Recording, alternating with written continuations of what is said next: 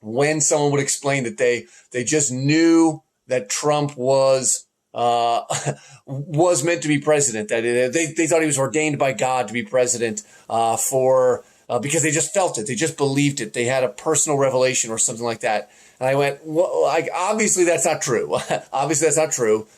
I don't think God gives us revelations about who's going to be the best president. I don't think that happens. But when I think about my own story about why I believe what I believe, I go to like personal moments, personal revelations. For me, it was in communion and lots of Catholic experiences. And I went, well, wait a minute, like there's a problem here. Like how can I differentiate what they're describing as a revelation from what I'm describing as a revelation?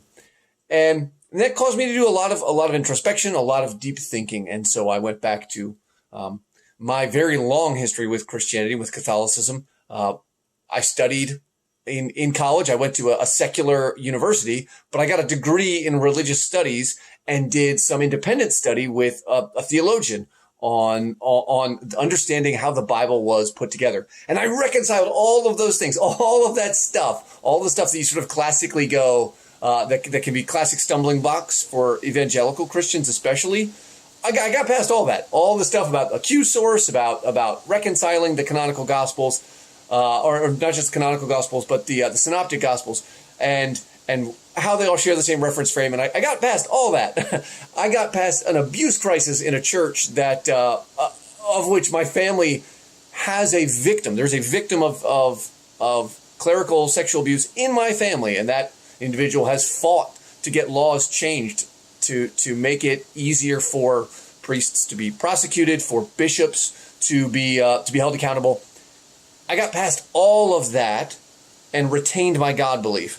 But it was in hearing people describe experiences of faith that came to what I thought were patently bad conclusions, but they looked so much like the same methodology. So I did a deep exploration of what that was and how I came to my conclusions about God, and I found them, just really insufficient.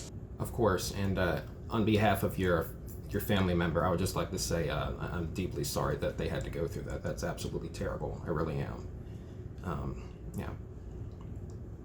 Alrighty.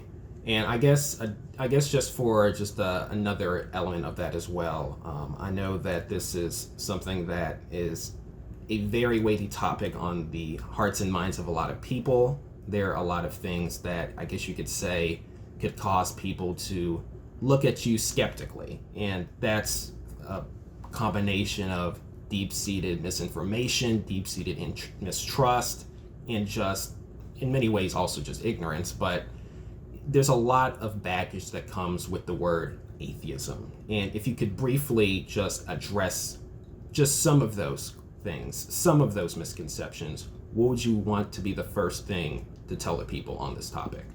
What I really think it is I think people go atheism to nihilism really quickly. People think that that once you leave theism and go into the land of atheism, that you just fire right down into nihilism. You don't believe anything. You think the whole world is shit. You think, sorry, do you curse on your podcast? You're fine. All right. You think the whole world is shit. You think there's nothing worth living for, and that just could not be further from the truth. So to me, that's the big one to dispel, is this notion that atheists have nothing to live for, or that atheists are without hope. I have found a deeper sense of hope and satisfaction in not in the world. I don't want any Christian viewers to go, oh, he's all interested in the material world. Right? I think it's all the material world.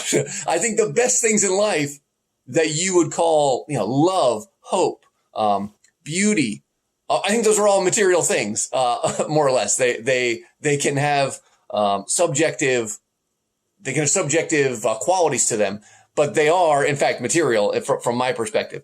So I think that's the real thing I would love people to take away is I love life just as much as I did as a theist. I love my kids and my wife just as much as I did when I was a theist. And I think I can make the case that I'm a better dad, I'm a better spouse than I was when I was a theist. And And there's lots of arguments to be made there. And I want to be careful when I say that, because when I was talking with my parents about leaving faith, and I said something to that effect. I was like, I think I'm a better dad than I used to be because I've left theism.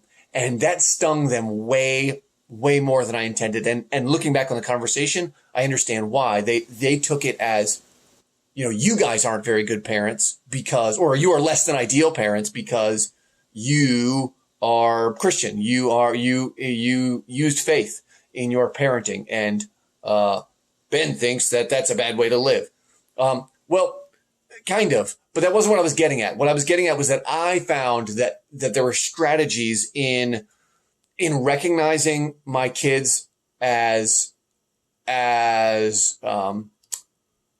not as children of God, as little humans who do what little humans do. And I don't need to correct them into the right path of following Christ. I need to help them understand how their actions impact others.